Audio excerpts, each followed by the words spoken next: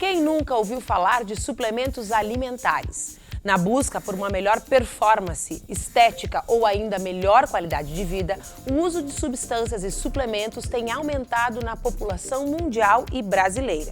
Porém, o consumo desses produtos ainda divide opiniões quanto aos efeitos que podem causar no organismo do homem e dos animais. E para melhor os efeitos que essas substâncias causam em nosso corpo, iremos falar aqui, no Universidade Aberta de hoje, sobre um projeto de pesquisa que analisa o uso de diferentes substâncias. E aí, se interessou pelo assunto do Universidade Aberta de hoje? Então fique com a gente, porque o programa está só começando.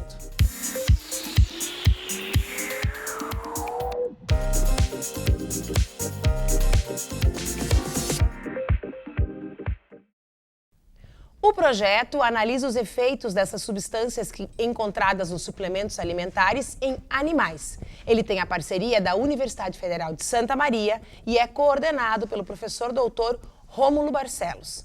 Para a gente entender um pouco melhor como essa pesquisa vem sendo feita, eu converso aqui um pouquinho com o professor Rômulo, que já está no estúdio. Mas antes, vamos conferir a reportagem sobre o uso de suplementos no universo das academias. A reportagem é produzida pelo Núcleo Experimental de Jornalismo.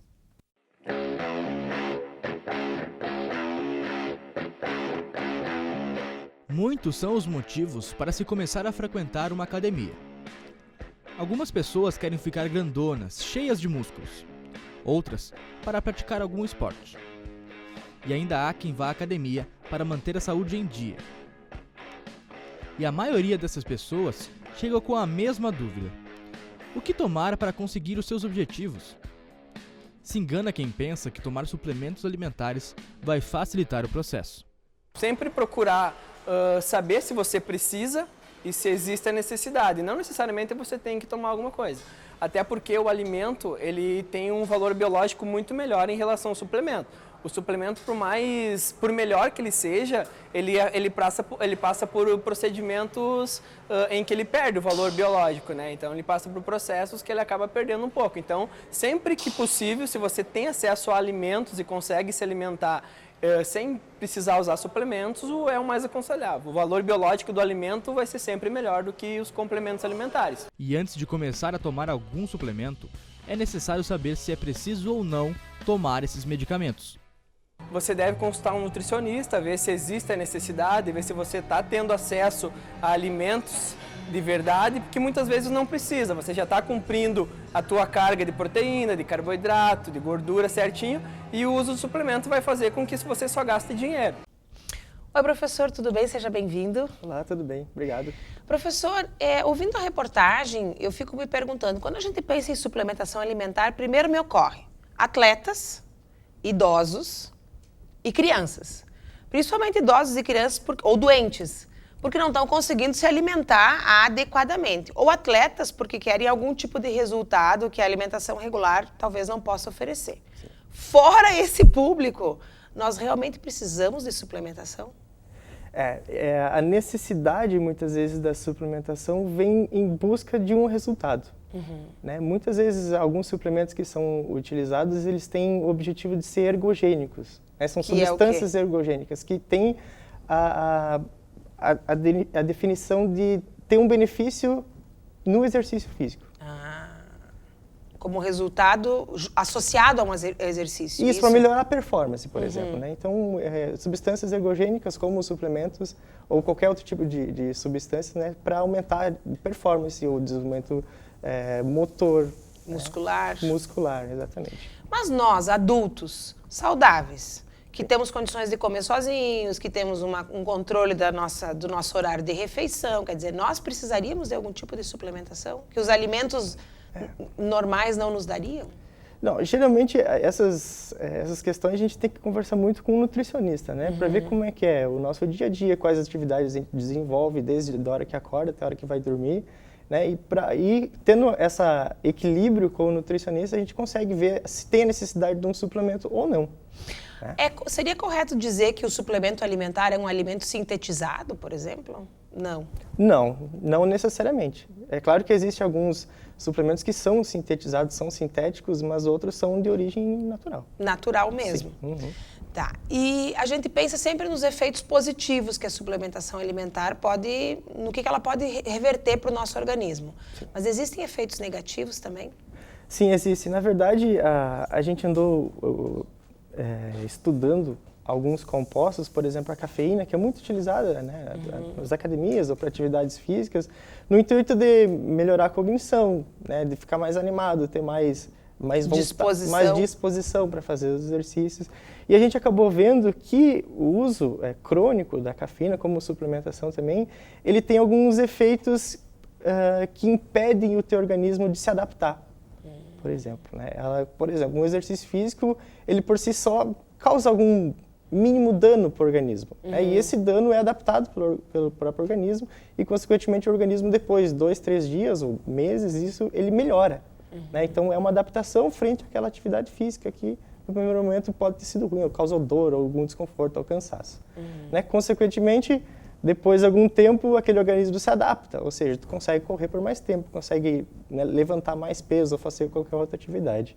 E o uso de alguns suplementos que ajudam nessas atividades acabam impedindo essa adaptação do organismo.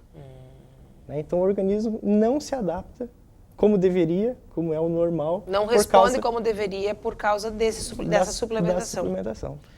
E o projeto de pesquisa que vocês estão desenvolvendo tem qual objetivo e como é que ele está estruturado?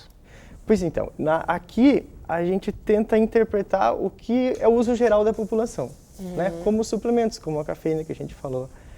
Também existem medicamentos que são utilizados de venda livre, né? Que é só a gente ir na farmácia e comprar, como por exemplo anti-inflamatórios, né? Que são utilizados de uma maneira geral pela população. Então a gente pega esses tipos de suplementos e testa qual o efeito que eles têm em modelos animais. Então a gente suplementa os animais. O impacto dessa suplementação nos animais. E é claro que além da suplementação a gente induz alguma atividade para esses animais. Ou daqui a pouco eles podem estar doentes e fazem a suplementação. Qual o efeito da suplementação na doença? Ou ainda, eles podem estar praticando alguma atividade física. Qual o impacto dessa suplementação no resultado dessa atividade física? Talvez melhore a performance, mas talvez prejudique em outra situação. Por exemplo, essa semana a gente acabou de receber uma notícia super boa do aceite de um artigo publicado numa revista internacional, justamente sobre o efeito do diclofenaco, esse anti-inflamatório, né, na atividade física. Ou seja, a gente conseguiu ver que os animais que foram suplementados com esse anti-inflamatório tiveram uma performance melhor. Eles demoraram mais tempo para ficar cansados, ou seja, para atingir o tempo de exaustão. Consequentemente, é claro que a gente conseguiu avaliar os tecidos, por exemplo, o fígado, o cérebro, o sangue desses animais, e a gente viu que, apesar de ter uma melhora na performance, eles perderam um pouco da adaptação do organismo. Da capacidade de se adaptar. Isso. Apesar dos anti-inflamatórios não ser considerado doping, hoje em dia, né, talvez seja a classe de medicamentos mais utilizada durante Copa do Mundo, do Olimpíadas, né? A gente conseguiu agora provar que em animais, né, eles alteram o tempo de exaustão, ou seja, melhora a performance deles. Talvez tenha que trabalhar com a relação custo-benefício, né? Sim. Então, tu melhora a tua performance a médio prazo e a longo prazo tu dificulta a tua capacidade de adaptação. O que vale mais para o atleta? Exato. Né? A gente não sabe o efeito a longo prazo disso, né? Então, ou do uso continuado, né? Claro, o atleta muitas vezes não está preocupado com isso. Né? Ele quer a performance naquele momento. Agora, se o organismo depois vai ficar menos adaptado ou não, ainda não é uma preocupação na maioria. Além do atleta, né, que usa o anti-inflamatório, eventualmente a gente também usa, né? Que outras suplementações alimentares as pessoas normalmente usam? Não atletas, né? Mas a gente no nosso dia a dia, assim, e às vezes até sem se dar por conta que aquilo é uma suplementação. Mas, por exemplo, se a gente voltar, por exemplo, da cafeína, a gente toma cafeína todo dia. Aqui no Rio Grande do Sul, por exemplo, no mate, todo dia tem um pouco de cafeína. Uma quantidade de cafeína. No mate, claro, no chimarrão. No café, então, Nem se fala. Mas isso outras... é considerado uma suplementação alimentar? Não, não é considerado suplementação, é o uso diário dessas substâncias que a gente... Isso, constante, crônico, né? E isso tem um impacto no nosso organismo? Tem, com certeza tem. Apesar da dose ser pequena, né, isso a longo prazo causa algumas adaptações. Bom, nós vamos ouvir agora o depoimento de um acadêmico que participou que integra o grupo de pesquisa, a Aline, e depois vamos para o nosso intervalo.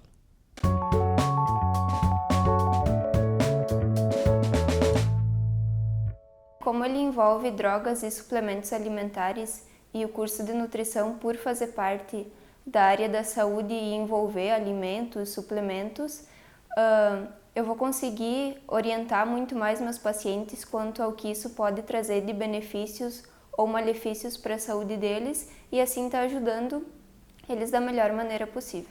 Muitas das coisas que a gente estuda no laboratório, que eu tenho dúvidas, eu pergunto dentro da sala de aula, porque como envolve alimentos, suplementos, faz parte do cotidiano da nutrição, e algumas coisas que eu aprendo teoricamente dentro da sala de aula, eu consigo, de certa forma, tentar aplicar na prática e ver qual é o resultado disso.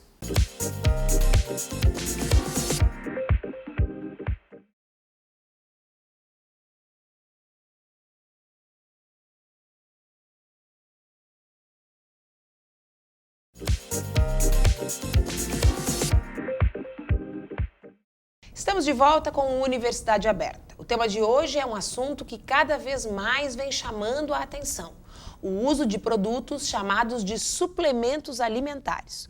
O projeto que trazemos hoje busca analisar os efeitos dos suplementos e algumas drogas nos seres humanos. Estamos aqui no estúdio com o coordenador do projeto, o professor Dr. Rômulo Barcelos, orientador do programa de pós-graduação em bioexperimentação aqui da UPF. Mas antes de continuarmos a nossa conversa, você acompanha mais uma edição do Fique Sabendo.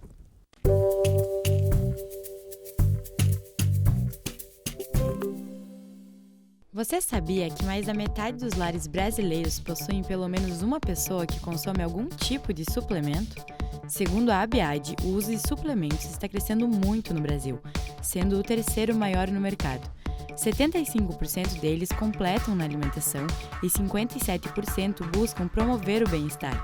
Quase a metade é composto por vitaminas e o resto são derivados de minerais, ácidos graxos, proteínas, aminoácidos e óleos, como de peixe e alho.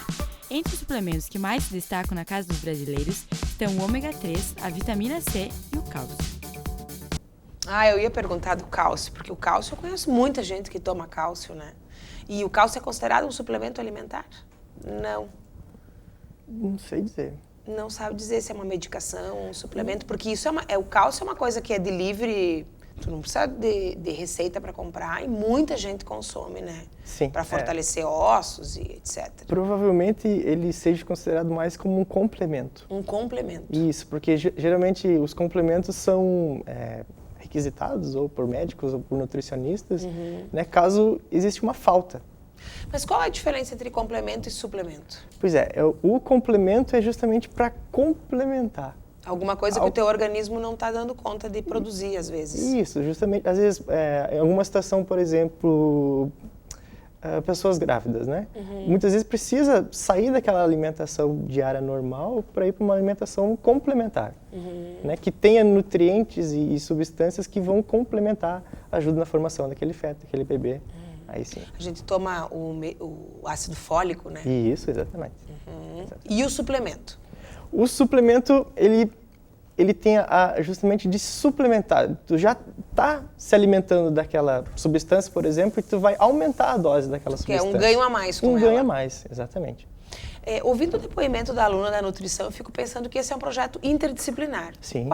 Quais são as áreas envolvidas no projeto? Por exemplo, no nosso grupo, a gente tem a presença de alunos desde a medicina, né? Temos educadores físicos, temos médicos veterinários, nutricionistas, temos enfermeiros também. Então, é uma área super bem abrangente, né? Bem diversificada, atingindo desde a área veterinária, a área da saúde humana. Observando essa suplementação alimentar nos animais, é possível estabelecer um paralelo com o que isso causaria no nosso organismo? Sim, claro, é possível. É claro que isso tudo tem as suas limitações, né? Fazer em animais e não diretamente em humanos. Mas a gente segue um padrão de uso de animais que é feito mundialmente. Né? Então, diversos pesquisadores mundialmente Por causa das utilizam... implicações éticas, inclusive, né? Claro, com certeza. E também a gente consegue comparar, né? Se os pesquisadores utilizam sempre o mesmo modelo, a gente consegue fazer comparações, discutir entre os autores, né, sobre aquele modelo, sobre aquela suplementação, e aí sim chegar numa conclusão bem diversificada e bem discutida. Razoavelmente segura, sim. Exatamente. Que animais a gente usa para esse tipo de pesquisa, né? Que tipo de animal? A gente fica pensando em casa, fala animais, a gente pesquisa animais macaco. Não, né? Que animais são esses? Bom, atualmente a gente trabalha desde as áreas in vitro, né? Por exemplo, esse projeto tem uma associação com a Universidade Federal de Santa Maria, né? Que ele é coordenado principalmente pela professora Ivana da Cruz, né, lá da universidade. Então a gente tem uma parceria muito boa. Então nesse sistema a gente está trabalhando com um suplemento chamado Multicafé. E esse está sendo englobado em várias universidades, desde o Rio Grande do Sul e até Santa Catarina também. Então a gente trabalha desde modelos in vitro, ou seja, modelos com células ou modelos que não utilizam nenhum modelo animal em vivo. Isso. A gente também já está trabalhando com algumas células derivadas dos humanos, né? É coletado sangue, feito alguns testes, né, principalmente toxicológicos, para ver se causa benefícios ou malefícios a esse suplemento. E também está utilizando ele com modelos animais. Aqui, animais vivos daí. Aqui no nosso projeto, a gente trabalha com mestrandos e de alunos de iniciação científica, como a Aline, que trabalha com animais ou ratos ou camundongos, né, que são considerados roedores, né, e dessa forma a gente consegue fazer esses testes e realmente Como, por exemplo, esse que vocês encaminharam agora e foi recentemente aprovado para publicação internacional. Isso, também foram em ratos. Ah, em ratos. Em ratos. Olha que bacana. Professor, quais são as perspectivas daqui para frente do projeto, né? Então já fizeram algumas descobertas, tem um mapeamento, mas o projeto sempre é uma coisa de longo prazo, né? Sim, sim. Na verdade, agora como a gente tem instalada o doutorado aqui na bioexperimentação, então possivelmente a gente vai dar seguimento a esse projeto com os alunos de doutorado também, né? Claro que a gente conta com parcerias da própria universidade e qualquer pessoa que queira participar desse projeto é muito bem-vindo, né? A gente espera realmente que tenha essa parceria. E a gente tem o objetivo agora de seguir esse projeto. É claro que a gente vai fazer primeiros testes preliminares, comportamentais, ou em laboratório, e quem sabe a gente realmente passa isso para humanos em algum momento. Em algum momento. Sim. E aí, com essa substância do café ou com outras substâncias? Quer dizer, vai ampliar o leque dos testes com outras substâncias? A princípio, a gente vai estar trabalhando com esse suplemento, né? Mas não quer dizer que no futuro a gente não incorpore medicamentos ou qualquer outro tipo de substância como creatina, cafeína, que são utilizadas normalmente. Quando tu fala assim, olha, a gente faz testes in vitro, né, que são um microscópio, tubos de ensaio, né, com amostras de sangue, células, depois a gente faz com animais, agora tu disse, nós vamos começar os testes. Quais são as etapas de um projeto que busca, então, mapear, né, os efeitos nos humanos do uso de determinada substância? Qual é a etapa que um processo científico assim tem? E quanto tempo ele leva para acontecer? Olha, esse projeto, para chegada até o uso em humanos, ele é bem demorado, né? Nós estamos falando de anos. De anos, com certeza mais de 10 anos. Mais de 10 anos. Mais de 10 anos. Primeiro precisa passar por testes de screening, de triagem, né? Para ver realmente se aquela dose é a ideal, né? Para realmente se não vai causar danos nem para os animais, nem para os humanos, ou seja, não pode fazer nenhum projeto pode cometer um erro, né? Não pode chegar a testar num rato vivo antes de saber qual é a dosagem que não vai prejudicar a vida dele. Exato. Assim. Primeiro a gente precisa fazer os testes toxicológicos e aí depois sim a gente testar nas atividades físicas, algumas doenças, aí sim. Essa conclusão que vocês chegaram em relação aos anti-inflamatórios, né? Vocês levaram quanto tempo para chegar nisso? Olha, esse foi um trabalho que eu venho desenvolvendo desde o meu doutorado. Então, a gente teve essa parceria desde a Universidade Federal de Santa Maria, o trabalho aqui na Universidade de Passo Fundo. Foi um trabalho feito em parceria também com a Universidade de León, lá da Espanha. Então, foi um trabalho bem exíguo. Envolveu muita gente e muito tempo de trabalho. Sim, exatamente. Bom, dentro da universidade, um dos principais afetados são os acadêmicos, que acabam aprendendo, se interessando por pesquisa, né, e se envolvendo cada vez mais com projetos assim, isso que qualifica a formação deles. Com certeza. Então vamos conferir o depoimento da Joana, que também participa do projeto de pesquisa e nos conta um pouco da sua experiência.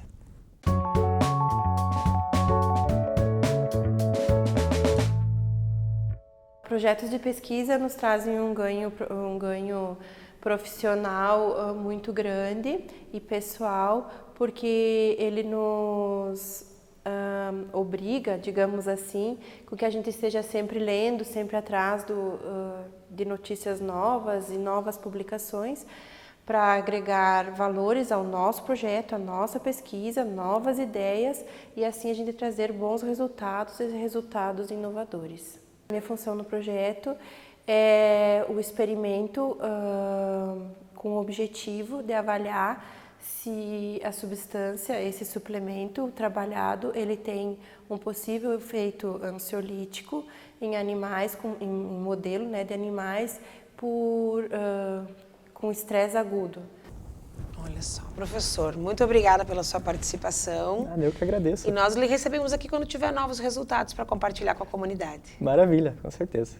E você aí em casa, toma suplementos alimentares ou alguma droga para melhorar o seu desempenho? Cuidado, não faça isso sem consultar um nutricionista ou o seu médico. E se você gostou desse programa, assista a nossa reportagem no site nextjor.com.br e o programa na íntegra está disponível no canal do YouTube. Estaremos de volta na semana que vem com outro projeto de extensão ou de pesquisa aqui da UPF. Eu espero você. Até lá!